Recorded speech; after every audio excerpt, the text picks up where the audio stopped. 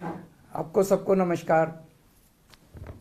अभी कुछ दिन पहले हमने एक कैंपेन चालू किया था, एक movement, make India number one. 130 crore लोगों का सपना है कि भारत दुनिया का नंबर वन देश बने। लोगों का प्रश्न है कि हमें आज़ाद हुए 75 साल हो गए, फिर भी भारत पिछड़ा क्यों रह गया? कितने देश हमसे आगे निकल गए। आज जब दुनिया में कहा जाता है कि भारत एक गरीब देश है, भारत एक पिछड़ा देश है, बहुत तकलीफ होती है।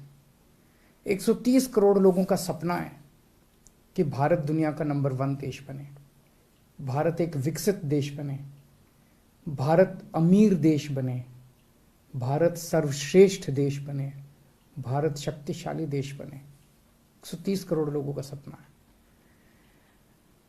75 साल में इनके भरोसे आज भारत, इन्हीं लोगों की वजह से, इन्हीं पार्टियों, इन्हीं नेताओं की वजह से भारत पिछड़ा रह गया।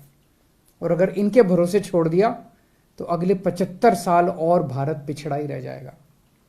अब 130 करोड़ लोगों को साथ आना पड़ेगा, 130 करोड़ लोगों का अलायंस करना पड़ेगा, 130 करोड़ लोगों को एक टीम की तरह, एक परिवार की तरह हम सब लोगों को मिलकर मेहनत करनी पड़ेगी। और अगर 130 करोड़ लोग मिल जाएं तो भारत को दुनिया का नंबर वन देश बनाने से कोई नहीं रोक सकता। यही हासिल करने के लिए मैंने ऐलान किया था कि मैं पूरे देश की यात्रा करूंगा।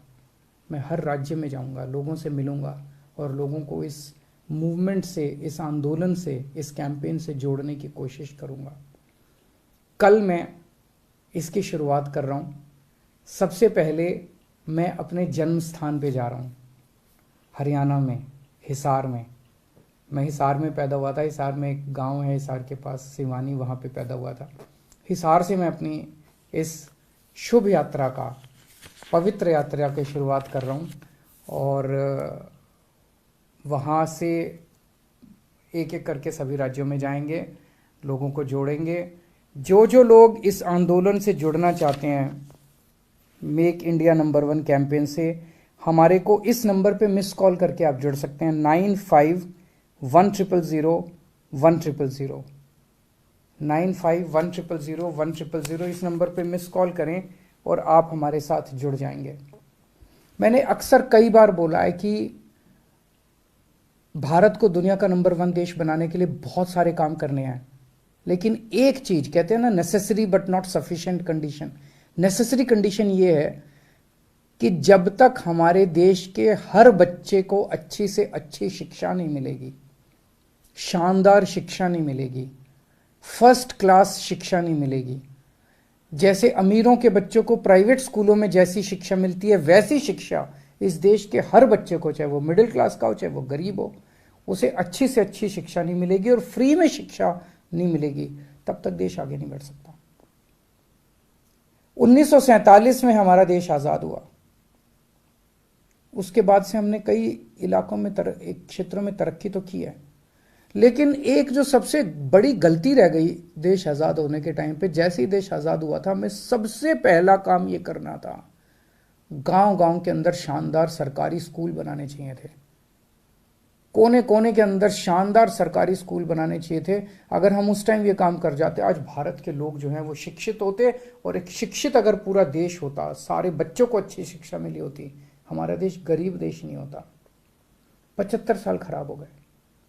कल प्रधानमंत्री जी ने एक ऐलान किया कि 14,500 सरकारी स्कूलों को देश भर में अच्छा बनाया जाएगा, मॉडर्न बनाया जाएगा। बहुत अच्छी बात है, लेकिन 14,500 स्कूलों से क्या होगा? देश में 10.5 लाख सरकारी स्कूल हैं, 10.5 लाख। अगर 14,500 स्कूल एक साल में अगर करेंगे तो 100 साल लग जाएंगे 10 लाख स्कूलों को, 70-80 साल लग जाएंगे 10 लाख सरकारी स्कूलों को ठीक करने में।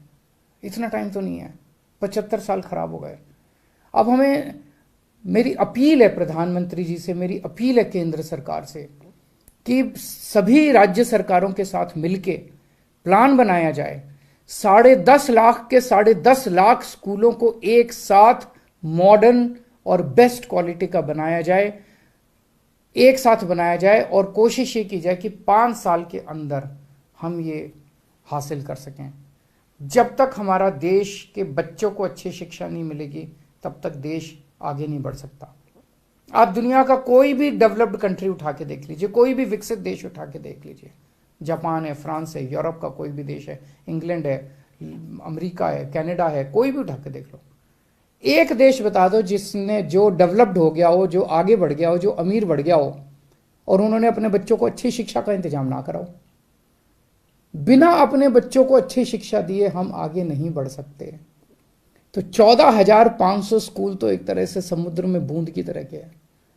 10.5 लाख सरकारी स्कूल है, इनको सबको एक साथ 5 साल के अंदर ठीक करना है।